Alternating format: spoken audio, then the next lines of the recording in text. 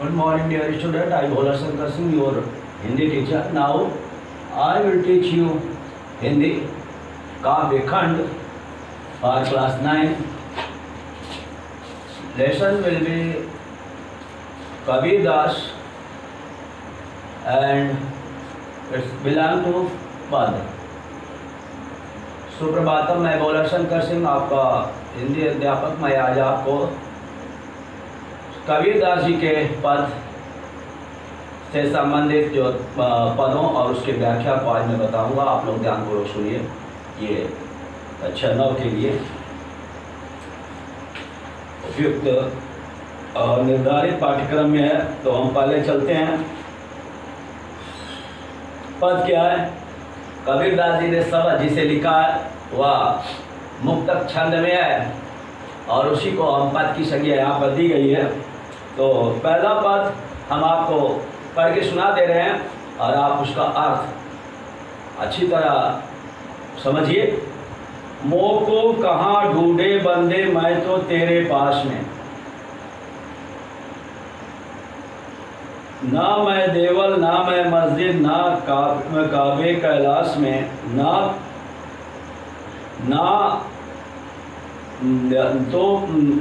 तो कौन किया कर्म में, नहीं योग बैराग में। खोजी हो तो तुरत मिली हो पल भर के तलाश में। कबीर सुनो बैसादो सब श्वासों की श्वास में।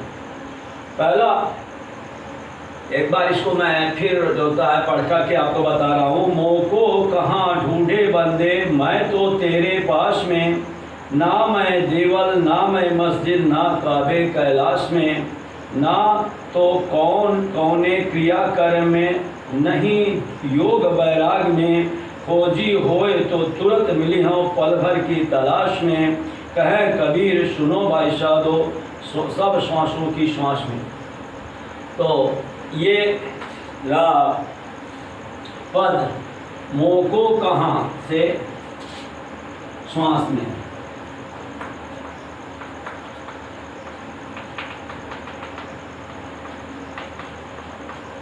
मोह को कहाँ से श्वास में, ये इसके हेडलाइन हो गए।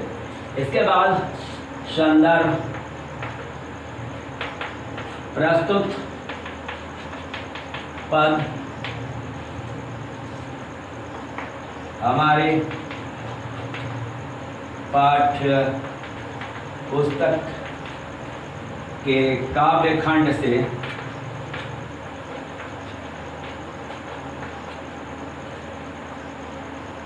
पद नामक शीर्षक से लिया गया है।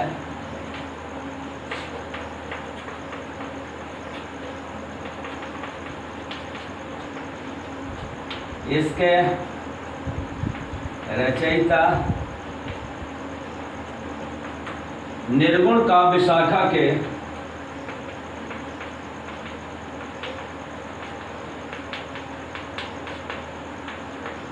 प्रमुख कवि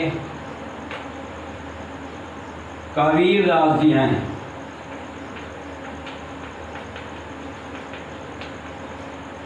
प्रसंग कबीरदास जी ईश्वर को सब जगह समान रूप से व्याप्त मानते हैं।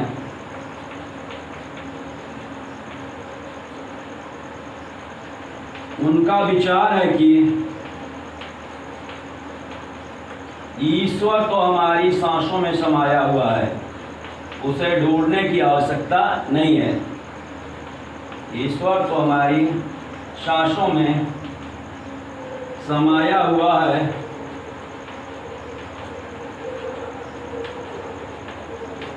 उसे ढूंढने की आवश्यकता नहीं है।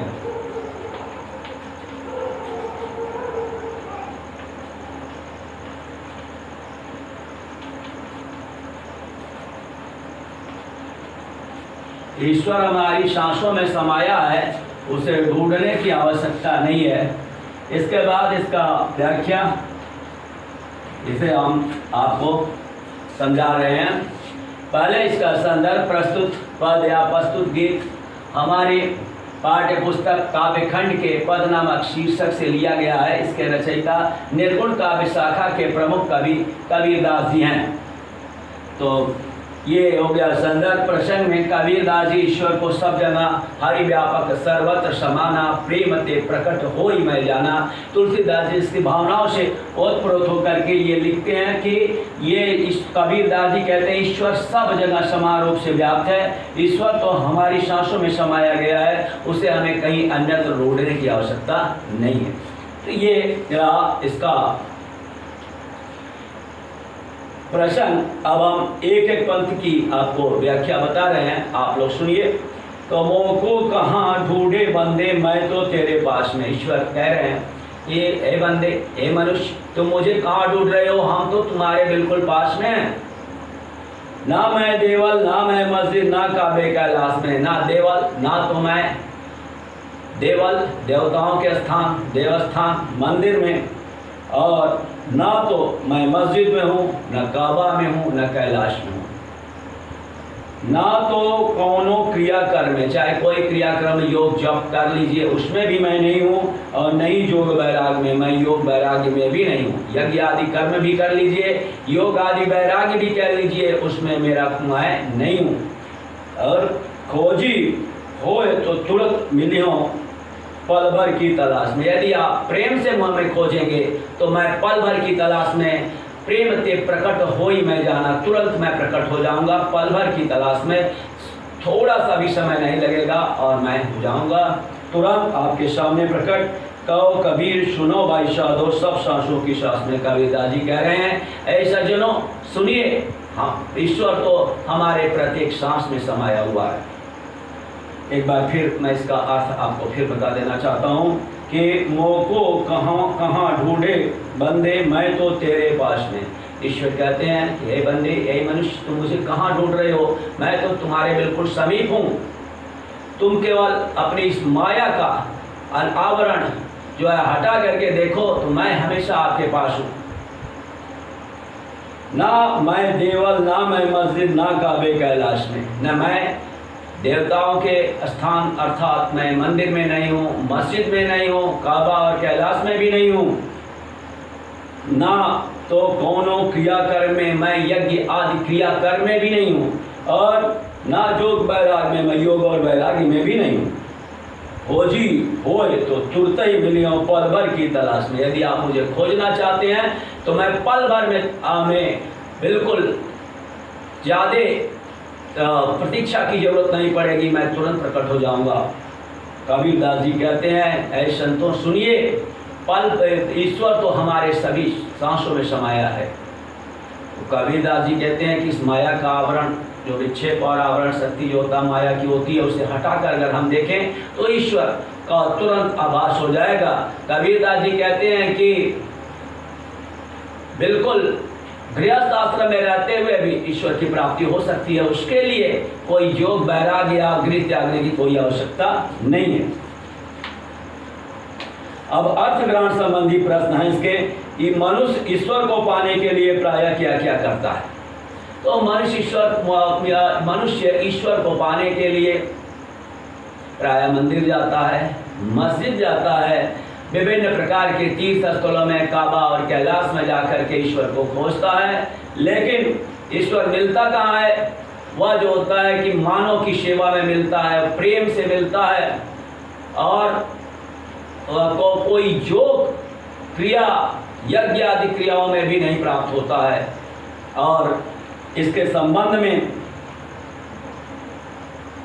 कहा गया है कि मैं ढूंढता तुम्हें था जब कुंज और वन में, तू खोजता मुझे था तब दीन के वतन में। मैं तू आह बन किसी की मुझको पुकारता था, मैं था तुम्हें बुलाता संगीत और भजन में।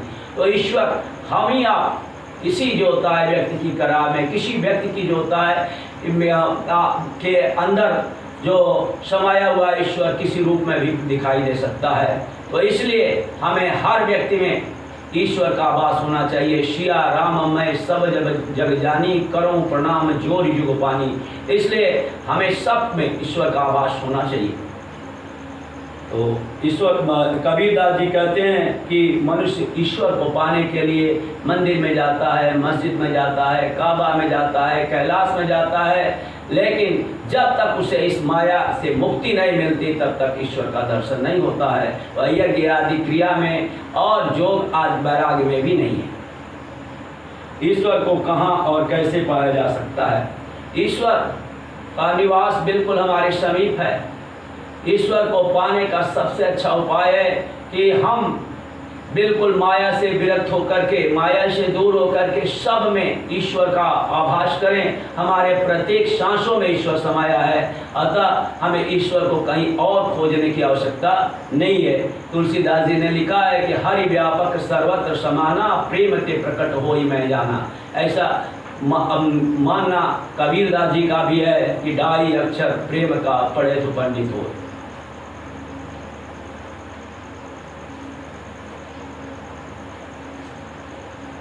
तो ये रहे पहले पद से संबंधित आपके व्याख्या और उससे संबंधित प्रश्न। अब हम दूसरे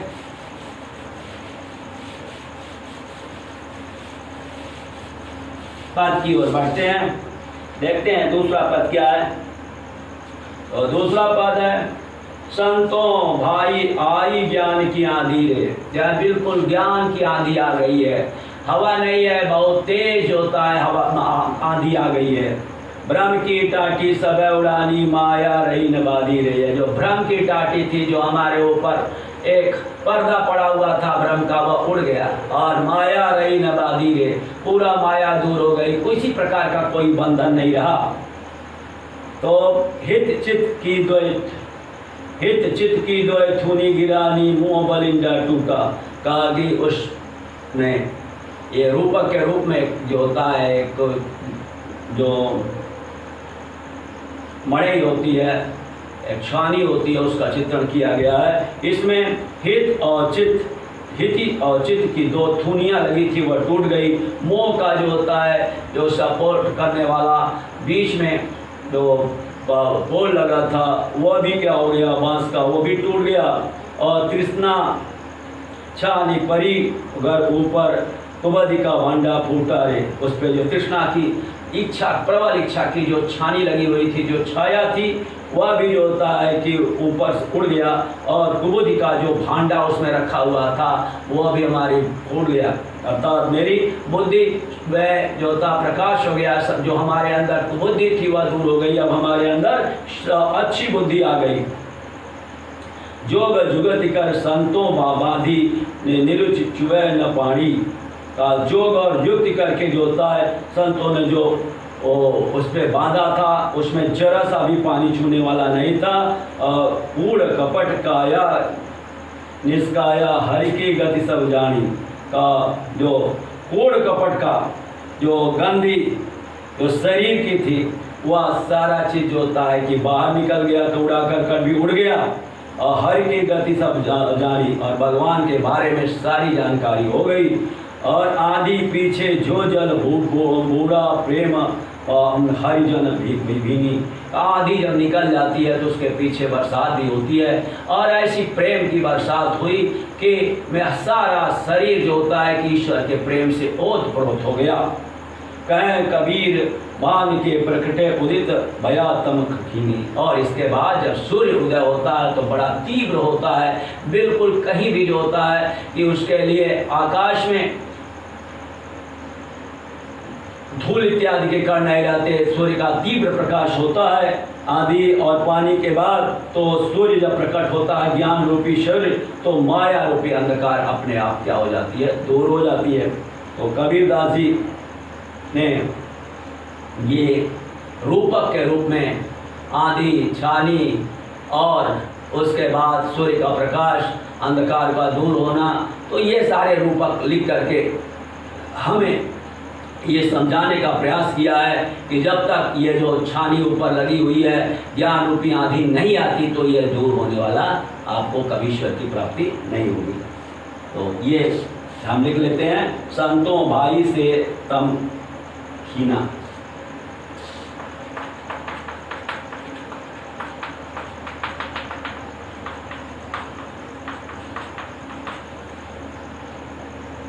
तम खीना, ये मुख्य इसके हैं। संदर्भ प्रस्तुत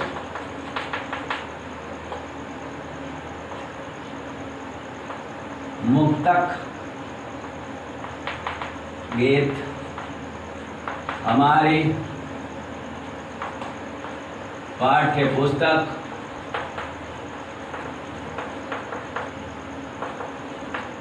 काव्य खंड के पद नामक शीर्षक से लिया गया है।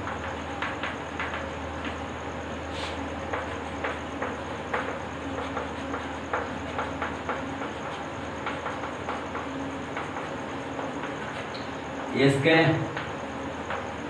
रचयिता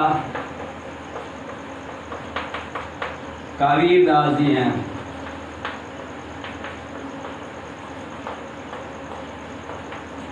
संदर्भ एवं प्रसंग कबीरदास जी ने आदि छानी तथा इसके बाद वर्षा एवं सूर्योदय के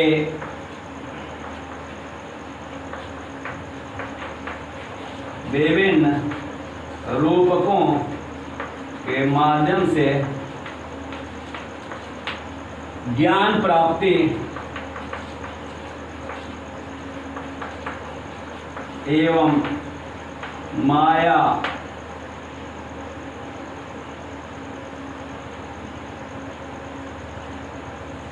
तृष्णा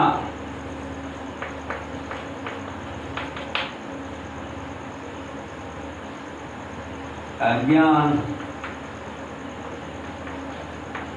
आदि को दूर करने का मार्ग दिखाया है।